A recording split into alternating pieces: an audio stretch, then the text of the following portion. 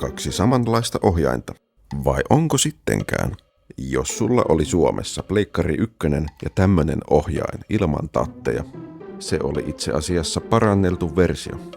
Japanissa vuonna 1994 PS1 julkaisussa myytiin tätä ohjainta, mikä näyttää nopeasti katsottuna samalta, mutta on ihan eri mallia. Videolla sitä ei helposti näe, mutta ohjaimet ovat eri kokoisia ja niissä on myös eri pituiset johdot.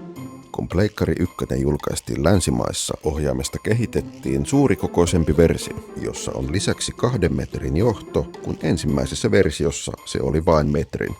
Ensimmäistä versiota myytiin vain muutama kuukausi Japanissa, ja sillä on täysin erinäköinen laatikkokin. Fyysisten erojen lisäksi mallinumerokin on eri, 1010 versus 1080. Siinä vähän retrotietoa tälle päivälle. Mitäs muuten mieltä? Pitäisiköhän meidän ottaa Pleikka 1 hiiritestiin?